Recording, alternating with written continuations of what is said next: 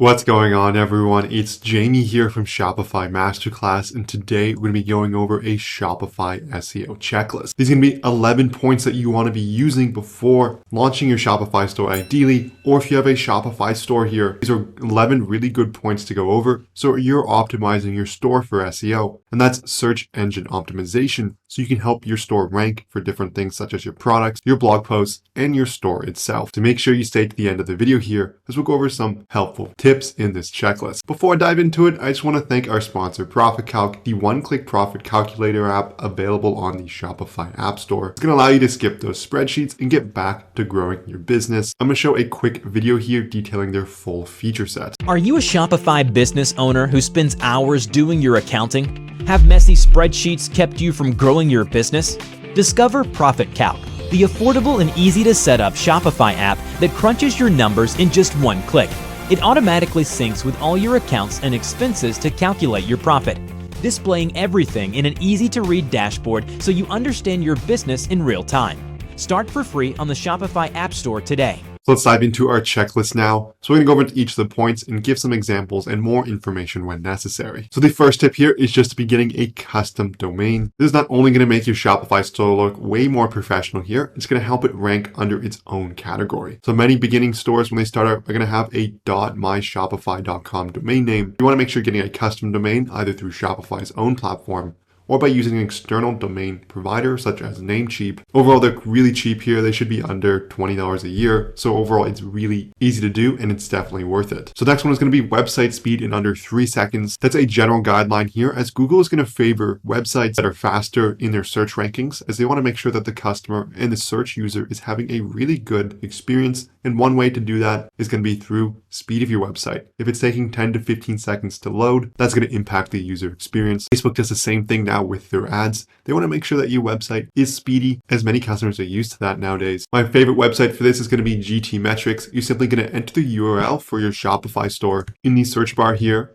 and then you're going to hit test your site, and it's going to give you a detailed breakdown of what your website speed is, what's causing slowdowns, if any, and where you can make optimizations. So once it's finished loading, it's going to give you a grade, a performance rating, and how long it's going to take your website to load. My test score here is going to be 3.3 seconds, which is a little bit on the slow end. And if we take a look at the waterfall breakdown here, we can see that the image I have uploaded in the header is taking 1.4 seconds to load. And as you can see, that's causing quite a bit of blockage here. So that's something I would want to optimize going forward. So next is going to be to set up your Google Analytics and Webmaster tools. These are going to give you a really good idea of how your store is performing in terms of SEO content. You can see where you're ranking. You can see different statistics, such as how long customers are spending on your site, which pages they're visiting. These are going to be great for tracking your SEO performance. Webmaster tools is almost a must as well. That's going to give you purely SEO rankings. Next is going to be to optimize your title and meta description for your Shopify store. Once you're logged in, you want to hand to the left-hand side, go into preferences here, and then you see a homepage title and homepage meta description. Now we've covered a video on how to write these, but you want to make sure this is optimized to describe your Shopify store, what it sells. You want to make sure you're spending the time to think over exactly what you need there. The next item is to simply get product reviews. Google likes to see that your site has real users. They're leaving reviews on your content. It's going to allow them to put them in the search results. It's going to add more authenticity to your website, showing that it is real and people actually buy your products. So collecting product reviews is key. Now there are a ton of apps on the Shopify App Store that are going to allow you to do so, such as Loox, Yopto, and quite a few other ones. Shopify also has its own review app as well that is completely free. So you want to make sure you're collecting reviews essentially as soon as you start. And if you're a AliExpress dropshipper, there are certain platforms that allow you to import reviews from AliExpress, which can help boost your social proof and overall help with your SEO. Next, let's move on to images. The 2 tips in the checklist here are going to be to compress your images and add alt tag for all your images here. In terms of compression, this is simply going to make the images a smaller file size, which is going to make it faster to load. And as we talked about, speed is quite an important part in SEO. And so if you're just looking at single images, tiny PNG is great. You simply just have to upload the file. Then you can download a compressed version. And as you can see the example, we can see an original transparent image was 57 KB before, and then once it's been compressed, it turns to around 15. And if you simply search image in the Shopify App Store, you're going to get quite a few apps here that are helping you compress your images. They're going to have different payment plans based on if you want to do the file size, or if you want to do the number of product images. They're automatically going to compress them and then re-upload them to your Shopify store. So overall, great for your product images, and overall it's going to help your speed here.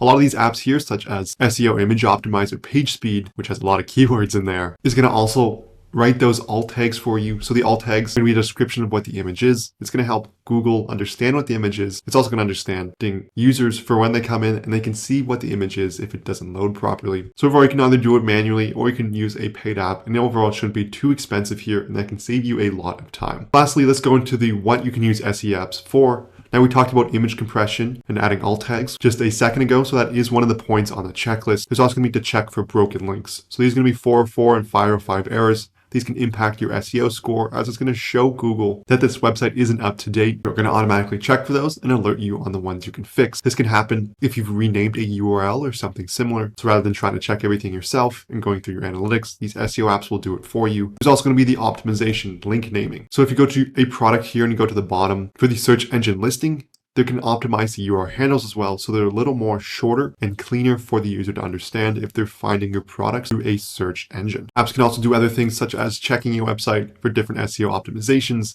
They have a ton of recommendations, as it's kind of a standard list that you kind of want to go through in optimizing your Shopify store. So apps are really great at doing that as well, just as a general rule. Additionally, keyword research is something you can use SEO apps for. So if you're not familiar with keyword research, it's essentially finding the keywords and phrases that customers search for in Google or Safari or any of the browsers and trying to rank for those keywords. And it's going to give you advice too on if your site has the ability to rank for it. There's a lot of times really strong domains and really strong websites that are going to simply outrank you because they're much higher on many different factors. So you're kind of finding keywords that your store can rank for. This also applies to blog posts as well. So if you're doing your keyword research properly, you can start to actually rank for keywords and get some organic search results and search traffic. So there are some SEO apps available. There are also things such as Google's Keyword Planner. One free one that is easy to use is Ubersuggest. You get so many free searches per day.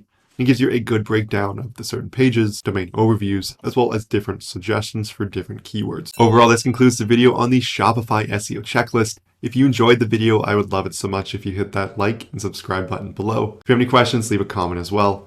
Also, if you think we should have added anything to this checklist, let me know as well. And if you're interested in downloading this checklist, just let me know in the comments and we can create a link to download it as a PDF. Lastly, I want to thank our sponsor, Profit Calc, the one-click profit calculator. It's available in a link in the description to access a 15-day free trial so you can test drive everything for yourself. Thank you so much for watching, and I'll see you in our next video.